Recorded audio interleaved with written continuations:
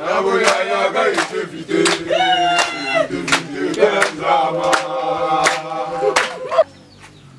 me nomme Guessan Kwaku Didier, je suis le secrétaire général du Sénécom du terroir de Jérôme Koro. Nous sommes Sénécom du terroir de Jérôme Koro, situé à l'ouest de la Côte d'Ivoire, dans le département de Diokoué. Et nous travaillons avec 6 localités, dont la localité de Georges Koro, la localité de Kwasi Bakro, la localité d'Air France, la localité de Blaise Kro, la localité de Ngouran Kro et Jérôme Kro, qui est la localité centre du terroir.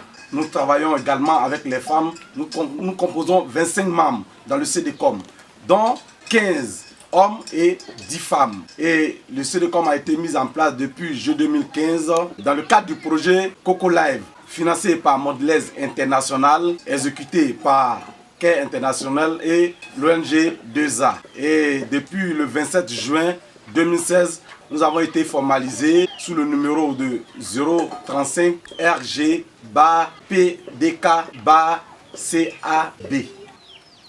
Moi, c'est M. Zouzou Kwaku, j'occupe le poste de APC. Et avant, il faut se dire qu'il n'y a pas d'organisation telle que nous voyons aujourd'hui. Parce qu'avant, on était vraiment bousculés.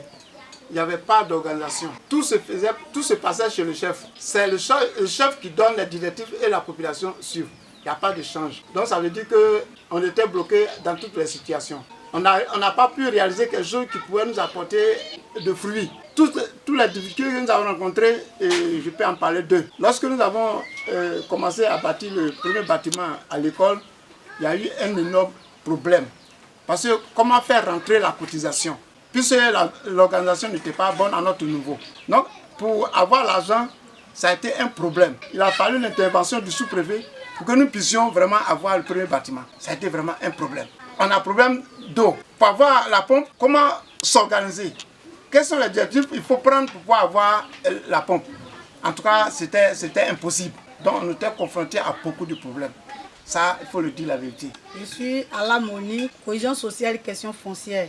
Avant, nous les femmes, dans notre localité, on avait des problèmes, on ne s'organisait pas. On ne faisait pas de commerce, on faisait la tontine. Et la tontine aussi, c'était une tontine où on regroupait l'argent quelque part et on donnait à une femme. Et quand la femme, elle prend soit pour acheter les pailles, soit pour s'occuper des enfants. Et après, il y a des problèmes, on a des besoins d'argent. Et comment faire? On va prendre l'argent avec une de nos soeurs ou bien un de nos frères du campement. Et pour rembourser cet argent-là, il faut donner un pourcentage qui est élevé, un 100%. C'était vraiment un problème.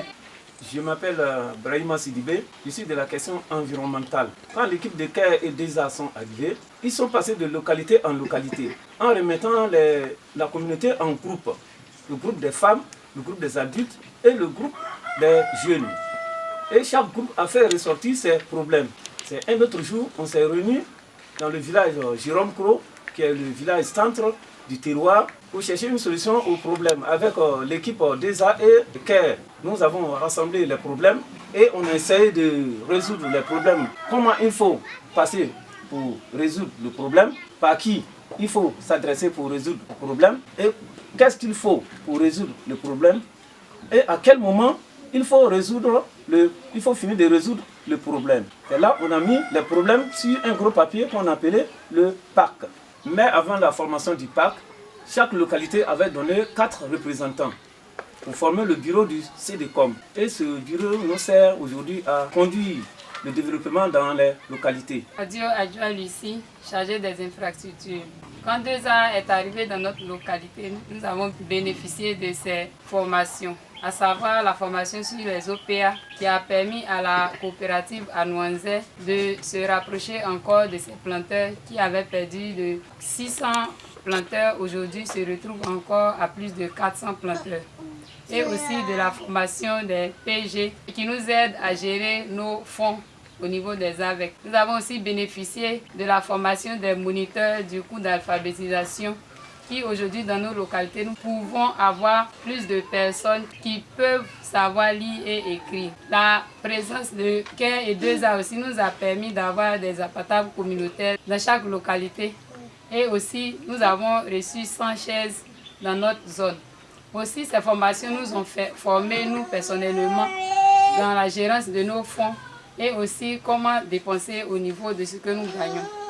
Je me nomme Kwame Kwadjo Désiré. Je suis chargé d'amélioration de la production cacaoyère. Avant, nos parents planteurs ne comprenaient pas l'importance du champ école. Mais maintenant, à l'appui du projet Coco Life, les parents vont massivement participer au champ école. Si avant, on se retrouvait à 5 personnes, maintenant, nous sommes à 30 producteurs qui participent au champ école. Ensuite, les producteurs ont adhéré à la coopérative à Noisette qui est partenaire au projet. En plus, les producteurs ont accepté d'éliminer les cacaoyers atteints par le Schulen Chute et remplacés par les semences du cacao Mercedes. Moi, c'est Kwadjo Jules, cohésion sociale, développement communautaire. Donc vraiment, dans l'arrivée du projet, on a réussi à construire des appartements communautaires. Avant, on faisait les réunions chez les chefs, sous les manguiers, mais maintenant on a des appartements communautaires. Maintenant on a réussi à mobiliser toute la communauté et ils participent tous aux activités qu'il y a dans les localités. Donc maintenant il n'y a plus de problème avec la communauté. Ils travaillent ensemble. S'il y a activité nette, tout le monde participe. Je m'appelle Kwame Kwasi Afedi. Je suis chargé des infrastructures. Avant l'arrivée du projet, les 6 villages ne pouvaient se réunir pour prendre des décisions à propos du développement. Mais maintenant, actuellement où nous sommes, nous nous rencontrons chaque mois pour discuter, parler de tout ce qui peut arranger notre terroir. Moi, c'est Kwadjo Alexis, président. Avant, disons, l'arrivée du projet Coco Life ici, dans notre localité, on a toujours pensé que d'autres personnes encore allaient venir faire à notre part à ce qui est des infrastructures. Alors que c'est bien le contraire. Donc, quand le projet Coco Life est arrivé, ils ont pris à se regrouper ensemble, à investir dans le bâtiment, à être ensemble toujours, parce que nous pensons toujours qu'il y a des mains qui viendront faire à notre place. C'est ce que nous faisons actuellement. La preuve en est qu'actuellement, nous sommes en pourparlers avec l'OTD pour pouvoir construire un centre de santé qui a une place déjà indiquée ici par le chef Kovassi. Également encore le CDCOM, je dis bien le CDCOM, mais le CDCOM a été encore une faute. À savoir pour ce qui est des plateformes, nous qui sommes ici à ce moment assis, tous les membres ici présents encore ont eu accès avec l'autorité. Parce que là, alors nous, on ne savait pas auparavant. Nous qui sommes ici assis, qui parmi nous allait partir encore voir un sous-préfet ou bien un préfet pour dire qu'il vient te voir? Il faut d'abord le secrétaire de l'intervention.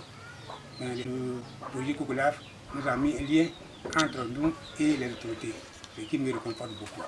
Je m'appelle Dessamboussou Jérôme, je suis le chef du village de Jérôme Kou. Je remercie d'abord le projet. C'est grâce à le projet qu'on nous a formés à Diglo. Vraiment, avant, je ne connais rien ce que c'est que le conflit. Mais ils nous ont tout montré. Sinon, avant, nous, on ne savait pas juger, on ne savait pas régler les affaires.